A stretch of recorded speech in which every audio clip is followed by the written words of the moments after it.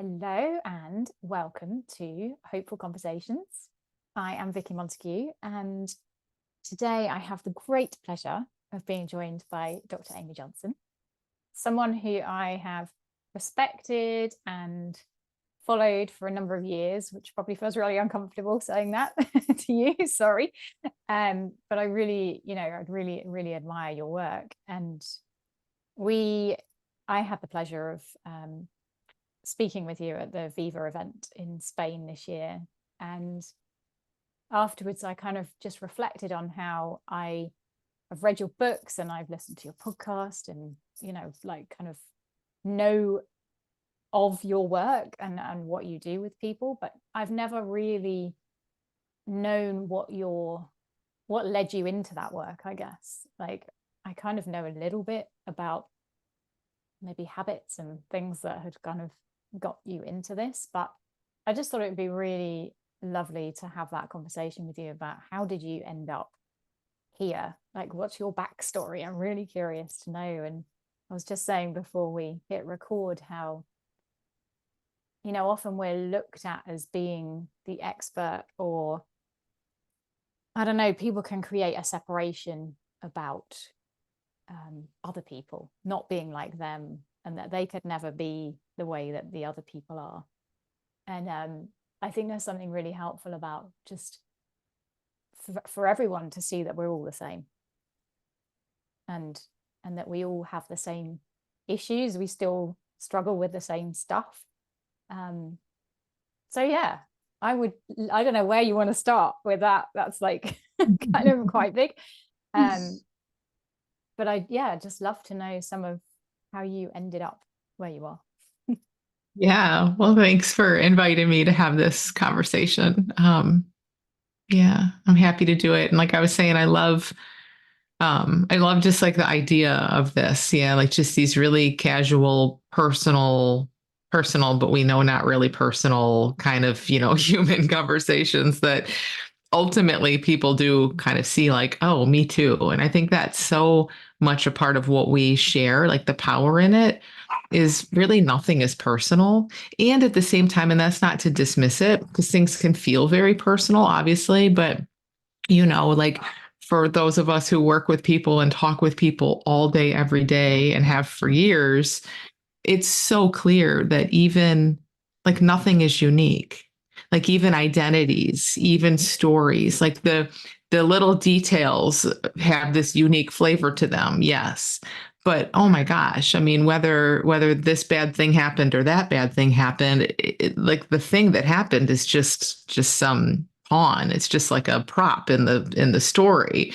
The experience and like what we all go through is so absolutely universal. So I just think that's so, yeah, like just so cool for people to kind of see like we all are. Yeah, I love that. Yeah. So I guess for me, like, I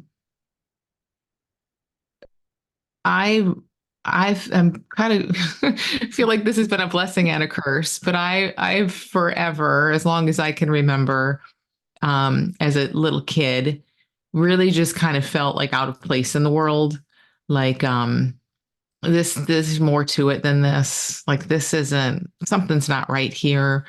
Um, I saw my parents got divorced when I was pretty young, and I just saw like a lot of struggle and a lot of like emotion was weird, as it was probably for most people, especially of our generation and older. Hopefully that's changing a little bit, but it's like you didn't really like express emotions. You kind of just sucked it up and like, I'll give you something to cry about and you should be grateful and all of that kind of stuff.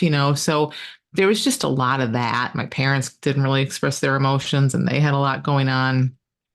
So I remember just as a kid, kind of looking around and looking at people around me and being like, what's like, this sucks. I don't want to grow up and then just constantly worry about money and gossip and do these, like, cause that's what I saw the adults Yeah. around me do. My mom owned a beauty shop, a salon, and it was in our house because she was a single mom. And so me and my sister would be playing in the house and she'd have people coming to the house, like in a room, where they'd go and get their hair done. And we'd go in the kitchen to like sneak M&Ms or something while she was working, because we could hear when the water, when she'd be washing someone's hair. That was the best, because we knew her hands were in somebody's hair. Like, she's not going to be able to have time to run out and get us, you know? So we had this little window when we'd hear the water going. But we couldn't help it. We weren't really eavesdropping, but we would just hear the conversations. And it's like, you know, ladies in a salon. They just like were kind of complaining about everything. My husband did this, my husband did that, complaining about money, worrying about the future all the time. And that's just how it was. And I just remember thinking like, ugh, I don't want that. And at the same time, and it's weird, I can kind of remember this, feeling myself getting sucked into that. So I can remember, as I bet many listeners can, like that free kid feeling, like really looking at them with so much confusion. Like, why do adults talk about this stuff? Like, why do they do that to themselves? Everything's fine right here. Why are they doing that? It was so clear. And then I can also remember, like, little by little, feeling that kind of stripped away. And then as a pretty young kid, I started having anxiety. So it's like, it was very meta, because I could kind of feel myself getting sucked into their world. And at the same time being like, no, I don't want to go. So yeah, so I say it's kind of a blessing and a curse, because like, I don't think my sister had that. My sister is fine. You know, she's very like just resilient. Like everyone's different, but I was always very thoughtful and aware of this stuff. And it kind of, I lived in my head a lot, and it felt like it led to a lot of suffering. But at the same time, kind of also a blessing, because now, I mean, this is still what just burns in me. Like, what's really going on here? And how is it that we get conditioned out of this freedom, and we get conditioned to sit around and just complain and worry, and then that becomes so normal. Like, it's just so normal. Um so anyway, yeah, I developed anxiety as a little kid, and no one knew what it was. They just thought I had stomach aches and headaches and all of these things, and now it's clear. um and then when I was in graduate school, it really kind of came to a head, and I had a lot of panic attacks and had a lot of anxiety for many years then, which kind of morphed into an eating disorder and some food, which I kind of see as all the same, you know, just the anxiety showing up in a different way.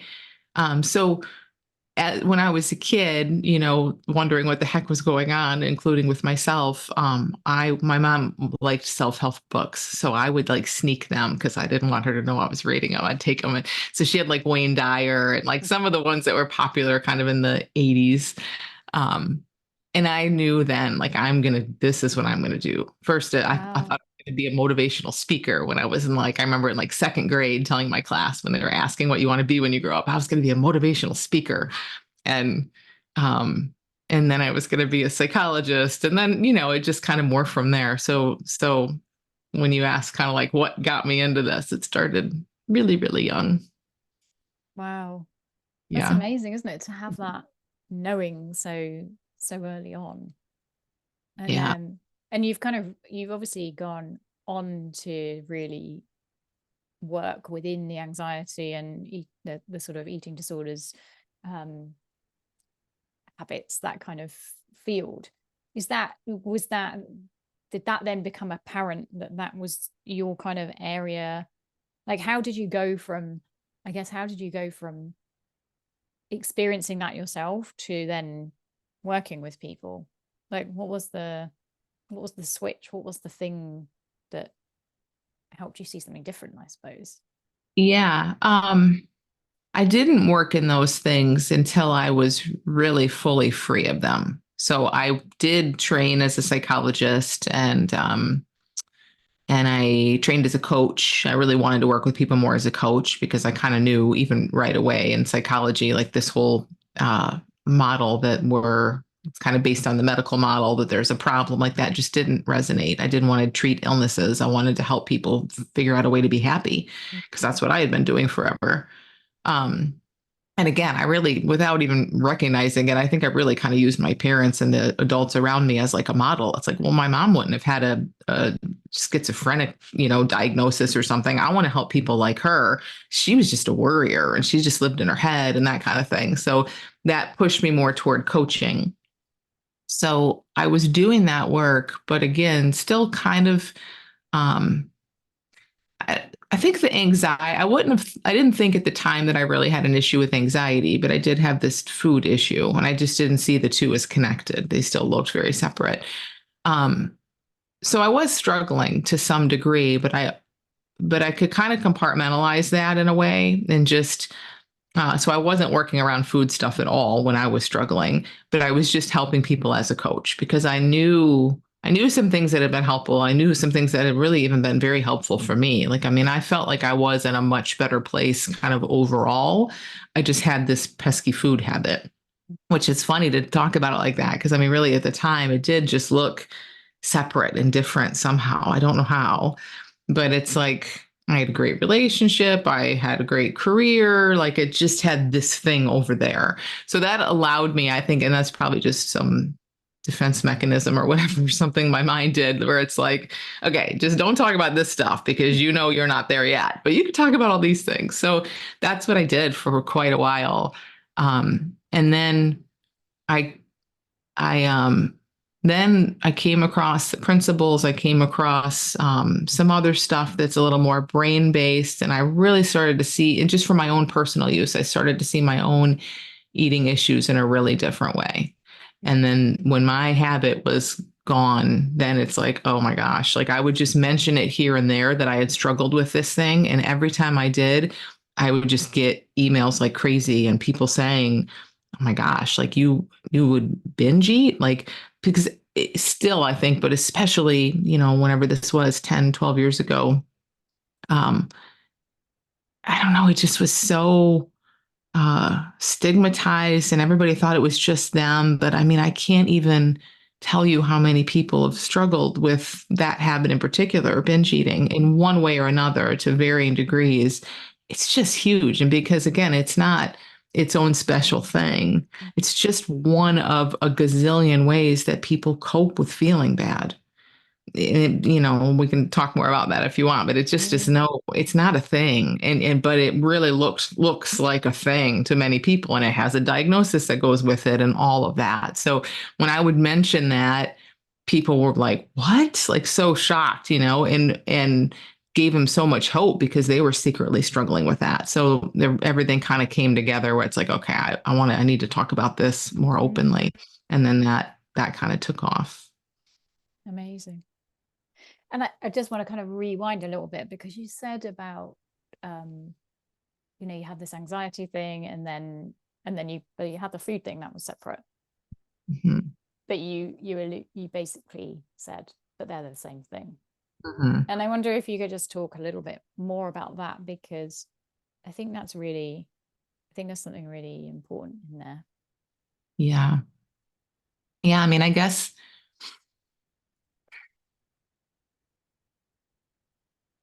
it just looks like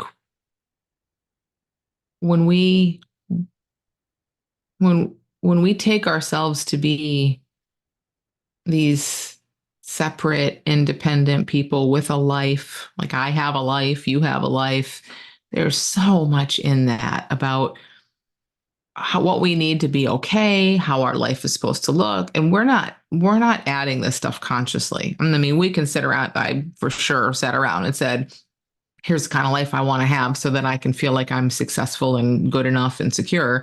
But I mean, that's like a tip of the iceberg. That's like a fraction of a percent. Most of it is just the mind doing this, right? It makes these identities without us even recognizing it. All these beliefs come in about who we are and what we need to be okay and all of that. So it's like emotion and like thoughts and feelings are really hard to be with from within that those identity structures that we didn't even know were created or being created. It just looks like how it is. So it's like a thought created identity structure, and it that gets to be so tight and it has so many conditions around it. And then, you know, a feeling or a thought comes in and it just almost always looks like, no, this is not okay here. So if like who you are is this kind of person with this kind of life and all of that, and then suddenly you feel super depressed one day, or you have to run out of the grocery store because your heart is racing, like you can't just feel that. Your mind won't let you. It doesn't fit within this nice little bundle of identity. So I think that's what's going on for everybody. I mean, that's a maybe very simple way of saying it and not maybe not the best way of saying it, but in a sense, I think that's what's going on for everyone is we just are afraid to be in what is real, to be in what is real and arising right now because our mind comes in and shoos it away because it doesn't fit.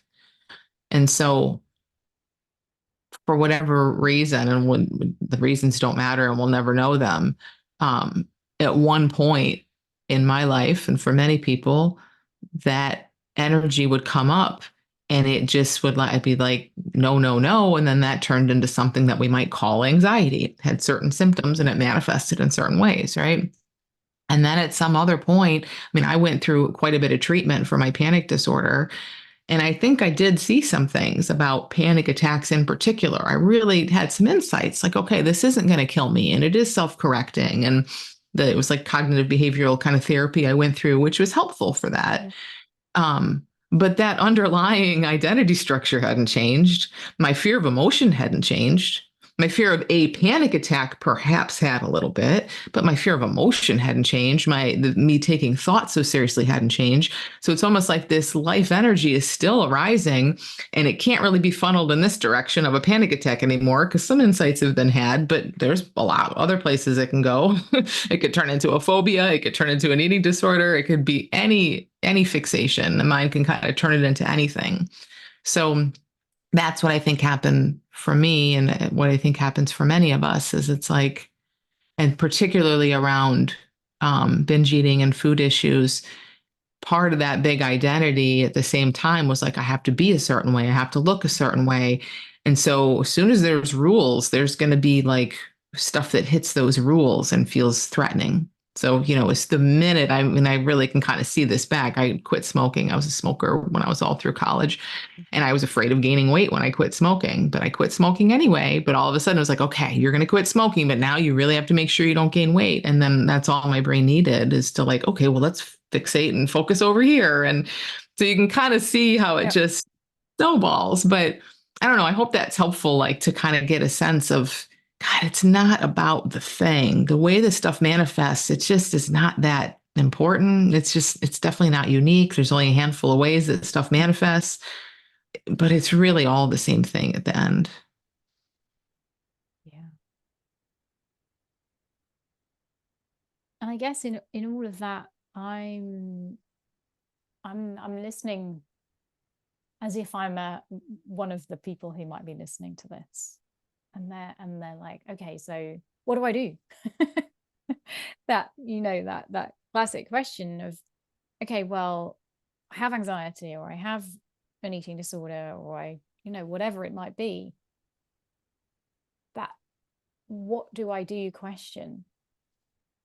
Like how did you, because you've talked obviously about this identity that kind of resists stuff, and like I am I remember having it myself. Like I'm not anxious. I know I don't, I'm not, like I don't associate with that word. Like I'm not the kind of person that has anxiety, like that Yeah. really strong identity of, no, that's not who I am. And I'm curious to know, like, how did you, in what direction did you look to discover more about what's true, I guess? Yeah, that's a good question. I mean, I think that's it exactly. Like this stuff has to start to unravel in some way. And thankfully, it's not really on us to unravel it. But I think the way you ask that is perfect. It's like, it's kind of up to us in a sense, maybe to like, where we get this inclination to look in a different direction. And then as we're looking in this different direction, life has a way of just revealing what was a lie the whole time, which is beautiful. So there's so much energy in favor of truth and what's real and what's stable. And it's not on us to discover that, but just to maybe kind of be curious and open to it. Um, yeah. So I mean, there's, a lot of ways to talk about this, but for anyone listening, like to just start, I think curiosity is so huge. Like, can you be curious about who you take yourself to be, and about the nature of experience, and like this stuff that you say you experience, like anxiety, for example. What even is anxiety? Our mind thinks it knows exactly what it is, but really look at that in a way that maybe is probably pretty different than what we're used to looking at it. Like anxiety is just a word. It's not a thing. You can't see it, you can't touch it, you can't find it. It's a label. And it shows up radically different for everyone and radically different for every individual moment to moment. I mean, it doesn't even show up, it's a label, but like experience is radically different for every single one of us. And it's just the function of the mind, because it's all about making a you who carries through time to say, oh, I know what this is. I know what this is. I know what this is. But that's just what a brain does. That's just a brain thing. It's not reality. People have had strokes that impact part of the brain where that doesn't happen anymore. People have awakenings. People have insights where that doesn't happen anymore. It is not required that we go through life feeling like I'm a me and I have a past and I have a future and that's all very real. That's kind of the illusion that we live within, that we've been conditioned within, but it is not the biggest truth of things. So I think when we're curious about what now, what is and what's real here, and not in a conceptual way, because that just leads us into more thinking, but starting, I would say, with like investigating your actual experience right here, which is all there ever is. See, our mind comes up with these ideas of like, oh, this is how I used to be. And I have an image of me being anxiety free in the future. But all of that is just your imagination. That has nothing to do with reality. And man, that's so hard to see because we've been living in that, attaching to it as if it's true forever. But that is us living on this imaginary timeline. Like, that's not like, where's that time? Where's the past? Where's the future? Where's the old you? It shows up as some kind of very grainy image, maybe a memory that's like, so you can't even nail it down.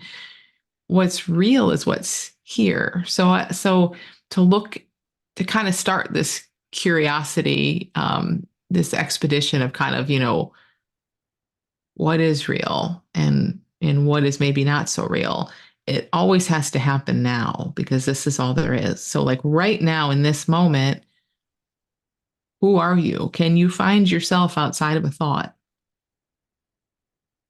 I mean, try to describe yourself to people listening, like without referring back to some thought that has past or future in it. You can't do it. There is no you here right now except as a thought. There is no anxiety here, and your heart can be beating out of your chest in this moment. There's no anxiety here. There's a beating heart. Your heart could also be beating out of your chest because you love this conversation so much, or because like the love of your life just like peaked in the room. Like, there's no problem. There's no anxiety. That's a thought. There's just what is real and happening in this moment. And and that's impossible for the mind to wrap itself around. It won't. It doesn't want to. That's not its job, and that's fine. It has no desire to do that, and it won't, no capacity to do that. But you can do that. We can see, wow, there's a mind coming in, creating a me with time and problems and all of this. And then that changes. Then, your dog throws up on the rug and all of a sudden you're out of that for a minute. And then like, what the heck? Well, where did that just go? That felt so real and now it's gone. That's the kind of stuff I think when we start getting curious at that level, man, that starts a ball rolling that we cannot unroll. We can't back it up. Like, and that's amazing when that starts happening for you, because you will just start having insights and seeing things, like things just get revealed just because it seems to be the way of it. Yeah, I love that. And was that your experience with the disordered eating?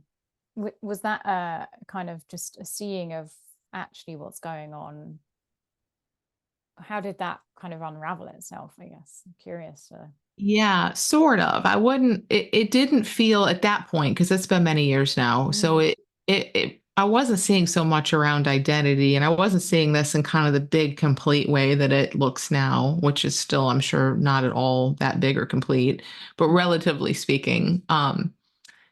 But with regard to the habit, yes. So it would be like, kind of like we're saying with anxiety, I would just, um, experience like it felt completely hijacked. I'd start have some thinking about food, or some discomfort would arise, and it just would go from like 0 to 100 so quickly, and then I just felt like I absolutely had to go do my habit to relieve this.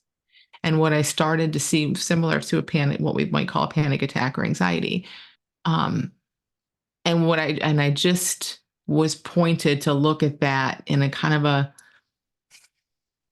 not even a different way so much, but I know one of the first big insights I had around that, because that would happen and I felt completely powerless, and it looked mm, like it was all about me and this habit and what's wrong with me. Because after that happens, of course, you beat yourself up forever about it. Um, and it was pointed out to me that, like, maybe that's just a brain thing. Like my brain would start to get a little overheated, then I would grab this food or whatever it would be, or restrict food, whatever it would be, and that would kind of bring the settle my brain a tiny bit. um, and then this conclusion was made, like, oh, I need that. Not even a conscious conclusion, but it was just mm, conditioning in a mm, sense. mm, And so I really kind of, that was the first huge insight I had around that. It's like, oh, this is just conditioning. I've taught my brain to do this innocently. I've taught it to do this.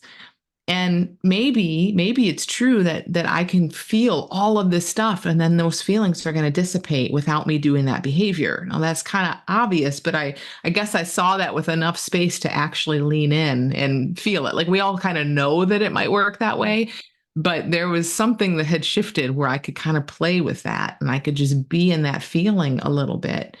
And then what do you know? That's exactly how it went. Like, I could be in that feeling without having to do all these behaviors, not perfectly, but if I did it once and then I had 10 binges, hey, I did it once. Before, I never did it. So it's like this thing. And then it got kind of exciting. So it's like, ooh, I can feel stuff and I don't have to do anything about that.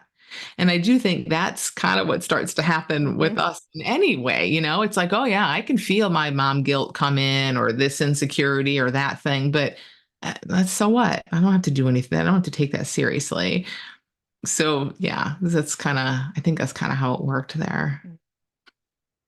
That's amazing. And I think that invitation to slow down, like I'm really hearing if you can just, it's that gap between stimulus and response, isn't it? I love Mhm. that, just to notice that there's the stimulus, the thought of like, do this thing or don't do this thing or whatever. And ordinarily the response is just so immediate. There's nothing between the two. But when you start to see that actually there's the thought, and if it's not followed, that that if we lean into that gap and just notice what's happening, then we can be okay in just whatever's occurring in that, in with that thought, I guess, with the feelings. And I love your work in that respect, in the really seeing that it's okay to feel everything. And it's one of the most incredible things, I think, when you point people to that and they start to see that actually humans have the capacity to feel everything, Mhm. and it's safe and it's okay, and we don't have to do anything about it. We can, what I'm really hearing in you saying is like, it's okay to feel. Yeah. Yeah. I don't think there's anything more, like, important and helpful than that. Because our mind will want to overcomplicate even that. Like, we have to see something, we have some insight in order to be able to feel more. I can't feel. I jump into action too quickly. Like, and then all stuff that comes up when we feel, all the thinking that comes up when we feel is just there, I think, to kind of distract us from feeling. But what happens is we're so used to listening to the thinking that we start believing that. So even like in a anxiety situation, or again, I'd say it's the same thing, an urge to do a habit, to eat or something like that, it's the same thing. It's just this energy comes up and then the mind jumps in to kind of talk really fast and get us to not have to feel all that energy. But the energy's fine. It's beautiful. It's not even painful at all. It's just we've been pushing it away for so long, we come to believe that it's painful. So in all that conversation, right, is like, oh no, you're having a panic attack, or don't eat, don't do it. And then, and then we're trying to listen to that and satisfy that, which will never happen, and trying to figure out what's what in that. And none of it's true. It's all just habitual nonsense. Nothing in that is needed or helpful at all. All that we have to do is just feel the actual sensations and the actual energy that's showing up. And that switch, I mean, I think is massive. That will totally change a life. Um, and it's very, very simple, but there's a lot of conditioning behind, going up into thought rather than going down into the body. But I think if we can start, that's like what I do right now, what I'm sharing with people so much right now is that switch. It's like just drop into the body. Let your mind say whatever the heck it needs to say. There's nothing, literally nothing in there that you need. You can live a life through feeling. There's no words you need. Nothing verbal is needed for life. It's fine that we have thought. I'm not going to bash it or anything, but it's not true. And we don't need to consult it. You can totally just feel your way through. And that, I think, that really can kind of start to flip things to where we're dropping and living from a body more than all of that nonsense thinking. Yeah, that's an amazing thing to know, isn't it? And I mean, just sitting here looking out the window and watching the birds fly by, and just when you were saying that, I'm thinking, they don't, I presume, we don't know, obviously, we don't know whether they think or not, but I just love watching them, and they're just being moved to fly from one roof to another. And, they're not like, oh, I don't know whether I should move, or maybe I should stay on this roof, like they're just being moved. And I love what you're saying is like, we're all the same. We're the same as the bird. There's a force that's moving us that doesn't require words or interpretation or anything. It's just there, living, lifing. And it's so peaceful there. Just I don't know. I mean, yes, just the little moments of just being here. And again, thought can be doing whatever it's doing, but it just starts to not matter. You really kind of start to see, I don't need that for anything. It's so peaceful. Yeah. And then that space that you mentioned is just right there. It's so obvious. It's like, yeah, my mind can tell me to do this or do that or worry about this or whatever. And it just doesn't even matter. It's like there's so much space around all of that. It's just, yeah, it's really different.